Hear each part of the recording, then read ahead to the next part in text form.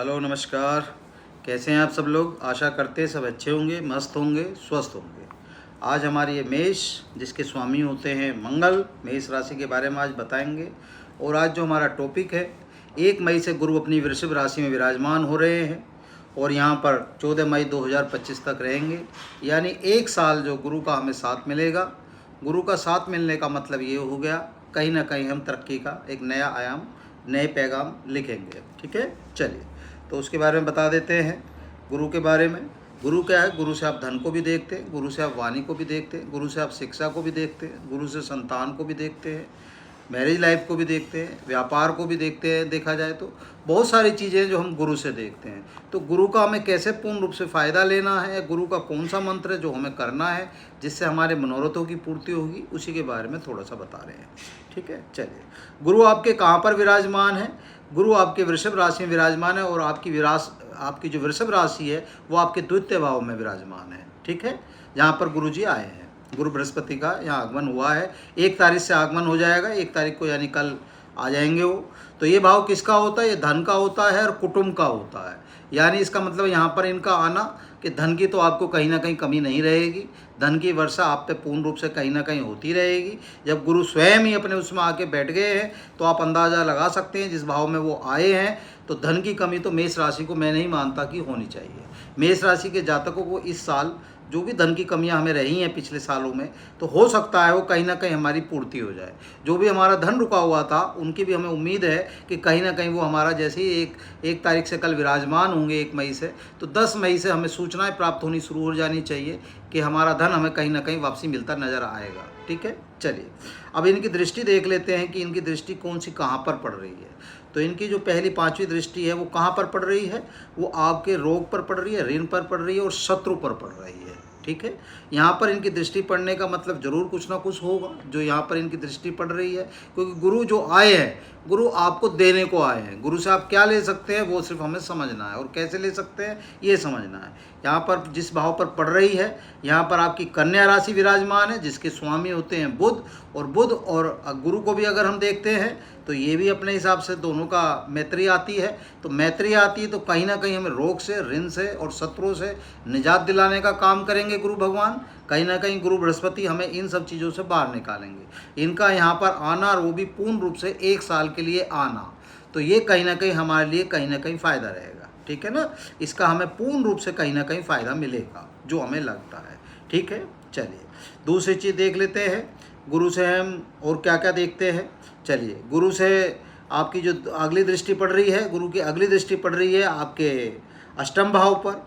ठीक है, अच्छा ये दोनों ही भाव अगर देखा जाए आपके हिसाब से, भाई ये वाला भाव आपका क्या कहते हैं, मोक्ष का हो गया और वो आपका अर्थ का हो गया। ठीक है, तो यहाँ पर जहाँ पर उनकी दृष्टि पड़ रही है, ये किसका भाव होता है? ये होता आयु का और तनाव का। ठीक है, मृत्यु का भी होता है, बुढ़ापे का भी होता है जहाँ पर उनकी दृष्टि पड़ रही है। अच्छा, यहाँ पर कौन सी राशि विराजमान है? यहाँ पर वृश्चिक राशि विराजमान है जिसके स्वामी होते हैं मंगल।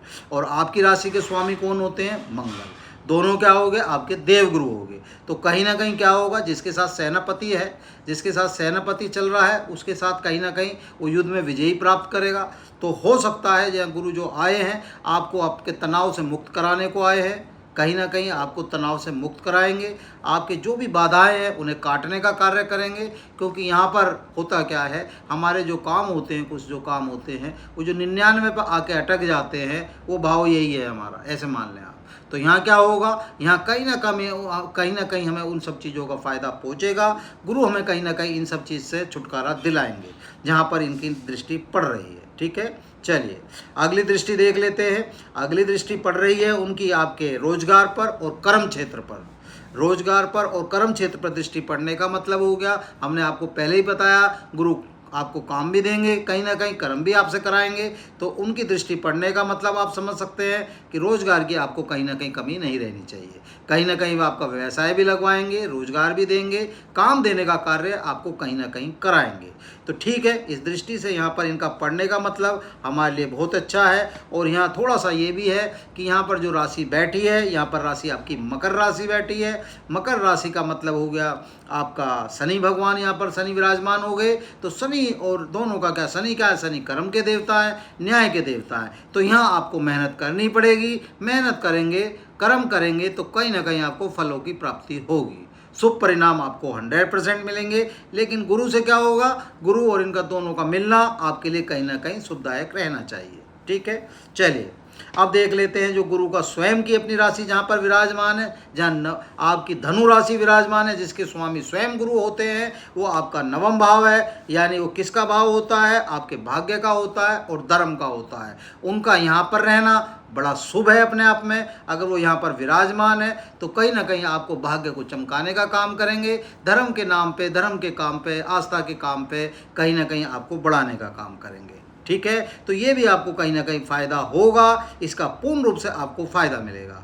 अच्छा, एक और बता देते हैं एक खास बात आपको, जो इनके 12वें भाव में जो राशि बैठी है वो आपकी 12 नंबर की जो राशि है वो मीन राशि बैठी है, जिसके स्वामी भी गुरु होते हैं। ठीक है, तो ये भाव किसका होता है, ये आपका व्यय का होता है, रोजगार उसका आपका कहते हैं आपका व्यय का होता है, खर्चों का होता है, आपका हॉस्पिटलिटी का होता है, कोर्ट कचहरी का होता है। तो इस भाव में भी हो सकता है, क्योंकि धनु जहाँ बैठे हैं तो धर्म कर्म के नाम पर जो आपके खर्चा होना चाहिए कहीं ना कहीं आपके भंडारे वगैरह में, इन्वेस्टमेंट वगैरह में, तो क्योंकि गुरु कहीं ना कहीं आपसे इन्वेस्टमेंट तो कराएंगे।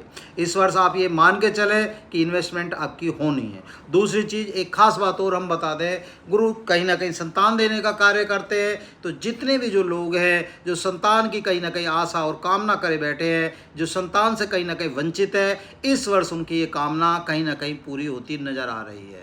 समझे, ये वर्ष आपके लिए कहीं ना कहीं शुभदायक लाभदायक होगा। दो आदमियों के लिए पूर्ण रूप से फायदा होगा, एक तो संतान वालों के लिए, एक कहीं ना कहीं जिनका विवाह नहीं हो रहा है। ये दोनों काम इस राशि के जातकों का आप देख लेना, इस वर्ष आपके पूर्ण संपूर्ण होते दिखाई देते हैं। तो दोनों ही रूप में आप अंदाजा लगा सकते हैं। ये भाव किसका है, व्यय का बताया, खर्चे का बताया हमने, हॉस्पिटलिटी का बताया, और इस भाव से एक और फायदा भी है, ये भाव आपका विदेश का भी होता है। तो आपका ये भी हो सकता है, जो आपने यात्राएं करी या हॉस्पिटल में आप गए तो बच्चे के रूप में गए, आपने देखा कि भाई बच्चा हुआ आपके यहाँ, तो खर्चा क्या हुआ, आपका सुख में हुआ, आपकी जरूरतों के हिसाब से खर्चा हुआ, आपका दुख में ना खर्चा होकर आपके सुख में हुआ। तो ये भाव हो सकता है आपको कहीं ना कहीं, वैसे ये भी मोक्ष का भाव होता है और कुंडली के हिसाब से ये भाव अच्छे नहीं माने जाते हैं, लेकिन गुरु का आगमन होना और गुरु का साक्षात यहाँ पर बैठना, कहीं ना कहीं गुरु आपको देने का ही काम करेंगे। आपने देखा होगा, जिस आदमी के ऊपर गुरु की छाया, गुरु का हाथ, गुरु की दृष्टि पड़ जाती है, वो आदमी तर जाता है ना। गुरु से हारन वेद पुराण, गुरु से वेद और पुराण भी हार जाते हैं। आप ये मान ले, गुरु ही माता, गुरु ही पिता, गुरु ही पूर्ण परमेश्वर, हे परम पिता परमेश्वर तुम्हें बार बार आदेश। तो गुरु वो है अपने आप में, गुरु की महिमा अपार है। गुरु का अपना, अगर हम गुरु के बारे में बताने लगे तो बहुत कुछ है, गुरु गुरु ही होता है। ठीक है, तो यहाँ क्या होगा, यहाँ भी आपको पूर्ण रूप से गुरु का पूर्ण रूप से फायदा मिलेगा, इसका आप यहाँ फायदा उठाएंगे। अच्छा, राशि आपकी मेष है और स्वामी आपके मंगल हैं, तो कहीं ना कहीं मंगल होता हमको दिखाई दे रहा है। ठीक है, अगर हम आपके पराक्रम भाव की बात कर लेते हैं, परिश्रम भाव की बात कर लेते हैं, तो यहाँ पर आपकी 3 नंबर की राशि है जो मिथुन राशि है। मिथुन राशि के स्वामी कौन होते हैं, बुध होते हैं। बुध, और अगर इनको हम देखते हैं तो ये मैत्री हो गई आपस में। तो यहाँ क्या होगा, यहाँ जो आप परिश्रम करेंगे उसकी आपको पूर्ण रूप से सफलता प्राप्त होगी, जो आप यात्राएं करेंगे वो आपको पूर्ण रूप से सफलता प्राप्त होगी। और दूसरी बात, ये पत्नी के घर का, पत्नी के सुख का घर भी होता है, तो यहाँ घर में भी आपके कहीं ना कहीं खुशियाँ रहनी चाहिए। ठीक है, अब बात कर लेते हैं आपके स्पाउस की। ठीक है, जिस सप्तम भाव की, जहाँ से हम पति को पत्नी से, पति को पति से जो देखते हैं, यहाँ पर आपकी तुला राशि विराजमान है, जिसके स्वामी होते हैं शुक्र। तो शुक्र होते हैं, ये हमने आपको भी बता ही दिया कि इस साल आपको जो शादी के बारे में हमने आपको बताया कि जो ऐसे लोग हैं जो अपना कामना कर रहे हैं, जिनका विवाह नहीं हुआ है, तो इस वर्ष उनका विवाह होता दिखाई दे रहा है। लग्जरियस आपको पूर्ण रूप से यहाँ प्राप्त होगा, और ऐसा नहीं है कि नहीं होगा। बस एक थोड़ा सा ध्यान रखना है, जो मेष राशि के जातक हैं, मैरिटल अफेयर कहीं ना कहीं उनका हो सकता है, तो ये ध्यान रखें थोड़ा सा, इसमें थोड़ा सा बचना है, क्योंकि यहाँ साक्षात शुक्र देवता बैठे हैं, शुक्र आपके शुक्राचार्य यहाँ विराजमान है। तो ये हम आपको बता देते हैं, कहीं ना कहीं इस राशि के जातक को ये ध्यान रखना पड़ेगा कि भैया मैरिटल अफेयर से कहीं ना कहीं बच के चले। ठीक है, बाकी जितने भी लोगों का ये चल रहा है लव वगैरह, उन्हें पूर्ण रूप से सफलता प्राप्त होगी। ठीक है, चलिए आगे बात कर लेते हैं, आपके बच्चों की बात कर लेते हैं। बच्चों का हमने बता ही दिया आपको वैसे भी कि जिन जो नव दंपत्ति हैं, जो बच्चों की आस लगाए बैठे हैं, जो चाह रहे हैं कि हमारे घर में नया शिशु का आगमन हो, तो उनके घर में इस साल 100% आएगा। और दूसरी बात, यहाँ पर जो आपका पंचम भाव है, जो आपके संतान का और बुद्धि का भाव होता है और आपके भाग्य का भाव होता है, यहाँ पर सिंह राशि विराजमान है। और सिंह राशि विराजमान होने का मतलब यहाँ सूर्य आपके हो गए, आपके सूर्य स्वामी हो गए, तो यहाँ भी आपको ये देवगुरु हो गए, यहाँ भी आपको पूर्ण रूप से फ़ायदा मिलेगा। और ऐसा हो सकता है, आप देखना इस साल आपके वर्ष जो बच्चे आपके नौकरी की कोशिश कर रहे हैं, सरकारी एग्ज़ाम दे रहे हैं, कोई भी गवर्नमेंट जॉब के लिए, उन्हें सफलता प्राप्त होती दिखाई दे रही है। आप ये देख लेना, इस वर्ष उन्हें सरकारी कहीं ना कहीं 100% नौकरी आपको मिलेगी। अगर कोई आदमी ISPCS का एग्ज़ाम दे रहा है इस वर्ष, तो उसे अगर वो थोड़ा सा भी गुरु को मना के चलेगा, सूर्य भगवान को अर्घ दे के चलेगा, तो पूर्ण रूप से कहीं ना कहीं अपने मनोरथों की पूर्ति कर लेगा। तो आपने देखा, आपकी मैरिज लाइफ बिल्कुल फर्स्ट क्लास है। आपका धन के उसमें स्वयं साक्षात वृषभ राशि में धन के वे स्वामी आपके गुरु बैठे ही हैं, ये हमने आपको बता दिया। तो धन की, फाइनेंस की हमें समस्या कहीं नहीं होगी। रोग और ऋणों पर आपका, यहाँ आपकी 6 नंबर की राशि है, यहाँ भी आपका ठीक होगा। तो गुरु कहीं ना कहीं आपको आपके तनाव से, आपके रोगों से कहीं ना कहीं मुक्ति देते नजर आएंगे। लेकिन अगर गुरु की नज़र में अच्छा रहना है, गुरु के लिए अच्छा स्टूडेंट बनना है, तो सबसे पहले अपने आचरण में और अपने रोज़ के जो आपका दिनचर्या होती है, उसमें दिनचर्या में थोड़ा सा कहीं ना कहीं ध्यान रखना पड़ेगा। सुबह समय से उठें, समय से उठने के बाद सूर्य भगवान को अर्घ दें और गुरु भगवान का, गुरु बृहस्पति का बीज मंत्र का जाप करें। ओम ग्राम ग्रीम ग्रोम से गुरुवे नमः का जाप कर सकते हैं, इसकी माला कर सकते हैं, तो आपके लिए बहुत ही अति उत्तम रहेगा। और आप देखना, इस वर्ष आपको गुरु वो दे के जाएंगे जो आप सोच भी नहीं पाएंगे। बस ठीक है ना। दूसरी चीज़, जो आपका चतुर्थ भाव है, जो आपका चतुर्थ भाव आपका होता है आपका सुख का, भोग विलासताओं का, मान और सम्मान का, वहाँ पर आपकी कर्क राशि विराजमान है, जिसके स्वामी चंद्र देवता होते हैं। लेकिन यहाँ थोड़ा सा मन को अपने सही रखना है, क्योंकि मन चंचल होता है। मन है तो सारी चीज़ सही है। मन को साधने के लिए क्या होता है, थोड़ा सा व्यायाम, थोड़ा सा आपको मेडिटेशन जरूर करना पड़ेगा। हो सकता है कि यहाँ मन आके डूबने लग जाए, तो मन को डुबोना नहीं है।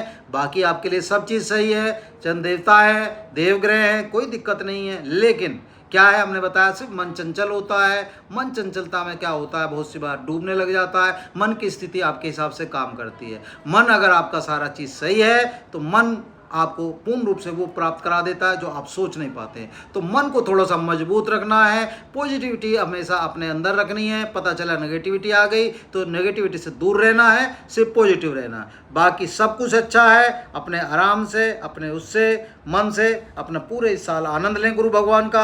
हम फिर एक बार दोबारा से मंत्र को रिपीट करवा देते हैं, ओम ग्राम ग्रीम ग्रोम से गुरुवा नमः। ठीक है, इस मंत्र का जाप करते रहें और गुरु भगवान जो आपके इष्ट हैं, जो आपके देवी देवता है, वही आपके गुरु के रूप में विराजमान हो जाते हैं आपके अंदर। बस उनका सम्मान करें, आपके बड़े हैं तो उनका सम्मान करें। देखिए, आपको पूर्ण रूप से सफलता प्राप्त होगी। ठीक है, उम्मीद है वीडियो आपको अच्छी लगी होगी, आपके दिलों तक, आपके दिमाग तक जरूर पहुंची होगी। ठीक है, और उसके बाद भी अगर कोई कहीं कमी रह जाती है तो हम क्षमा प्रार्थी हैं, हमें थोड़ा क्षमा करें। हम कोशिश करते हैं कि हमारी वीडियो आपके दिलों और दिमाग तक पहुंच जाए। ठीक है, धन्यवाद।